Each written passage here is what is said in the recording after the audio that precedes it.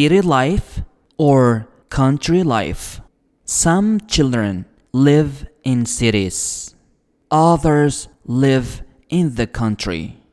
In cities, there are many tall buildings and cars.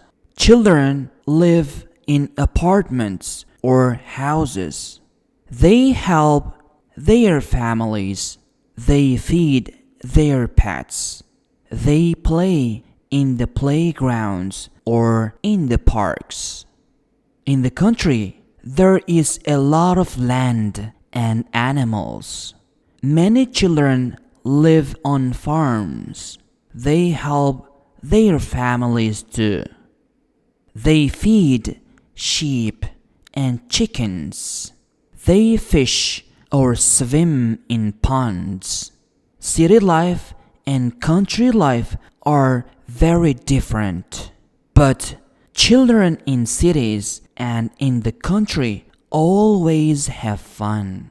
Xo'p, 3-matnimiz bo'lgan City life or country life deb nomlangan matnni tarjima qilib chiqamiz.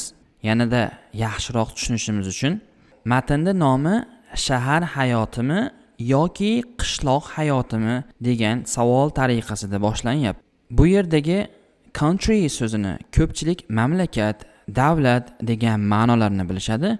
Qishloq, shahar cheti degan ma'nosini bilishmaydi. Demak, bu yerda o'sha ikkinchi ma'noda qishloq, shahar cheti degan ma'noda kelyapti va so'roq tariqasida bizga sarlavhani beryapti. Ya'ni shahar hayotimi yoki qishloq hayotimi degan matn. O'qib tarjima qilamiz, yanada yaxshiroq tushunaylik. Some children live in cities. Ya'ni ba'zi bolalar shaharlarda yashashadi degani. Ya'ni somening ma'nosi bu yerda ba'zi degan ma'noda.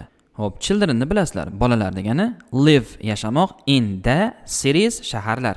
Ba'zi bolalar shaharlarda yashashadi degani. Keyin gap others live in the country. Others degani bu boshqalar degani. Live yashamoq, yana in the country bu qishloq. Boshqalar esa qishloqlarda, ya'ni qishloqda yashaydilar deyapti. Keyingisi in cities there are many tall buildings and cars. Ya'ni shaharlarda ko'pgina baland binolar va mashinalar bor deyapti. Demak, there are degani bu bor degan ma'noda.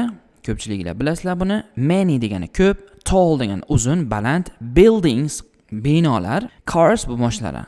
Demak, shaharlarda ko'pgina baland binolar va mashinalar bor degani. Keyingisi children live in apartments or houses. Bolalar, apartment degani bu kvartira. Bolalar kvartiralarda yoki uylarda yashashadi deyapti, ya'ni shaharda. House uy degani. Or yoki degan ma'noda. Keyingi gap they help their families. Ular oilalariga yordam berishadi. Demak, they ular, help yordam bermoq. Their degani bu o'sha egalik sifati, ya'ni ularning degani, families oilalar degani. Ya'ni ular oilalariga yordam berishadi deyapti. Keyingi gap they feed their pets. Ular pet degani uy hayvoni degani. Feed degani taom bermoq, ovqatlantirmoq, ovqat bermoq degani. Ya'ni ular o'zlarining uy hayvonlariga ovqatlar berishadi, taomlantirishadi. Keyingisi they play in the playgrounds or in the parks. Ular playground degani bu yerda o'sha o'yingoh degani. Bolalar o'ynaydigan plashatka bor-ku, o'sha o'yingohda playground deydi. Park deb bilasizlar, park degani play o'ynamoq. Ular o'yingohlarda, plashatkalarda va parklarda o'ynashadi deyapti. Demak, bu shaharga oid bo'lgan matnning bir qismi bo'ldi. Keyingisi, hop, endi qishloqqa doir bo'lgan bizga mazmunini keltiryapti.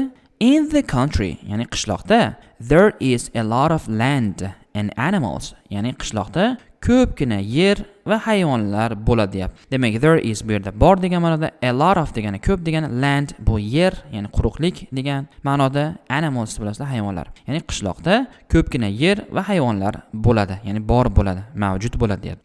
Many children live on farms. Ya'ni ko'pgina bolalar fermalarda yashashadi. Many ko'p, children bolalar, live yashamoq, on the farms fermalar. Keyingisi they help their families too. Demak, ular ham oilalariga yordam berishadi. Ya'ni xuddi shahardagi bolalar singari ular ham oilalariga yordamlashishadi, ko'maklashishadi deyapti. Help yordam bermoq, to degani ham degan ma'noda. They feed sheep and chickens. Feed datiga bu ovqat bermoq, taom bermoq degan ma'noda. Ular o'sha qo'ylarga va chicken degani bu tovuqlar, qo'ylarga va tovuqlarga ovqat berishadi, yem berishadi, taom berishadi deb aytayapti.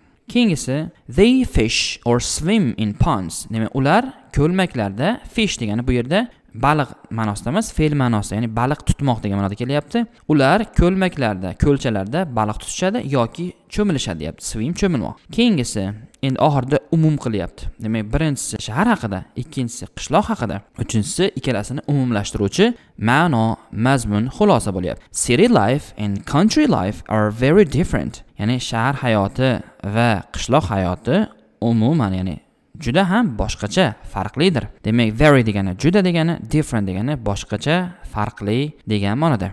But children in cities and in the country always have fun. Lekin, but degani shahardagi va qishloqdagi bolalar har doim zavqlanishadi deyapti. Have fun degani zavqlanmoq degani yoki bo'lmasa vaqti chog'lik qilmoq, mazza qilmoq degan ma'noda bildiradi. Har doim, ya'ni always degani har doim, have fun demak zavqlanmoq, mazza qilmoq degan ma'nolarda. Tarjimasi shundan iborat edi.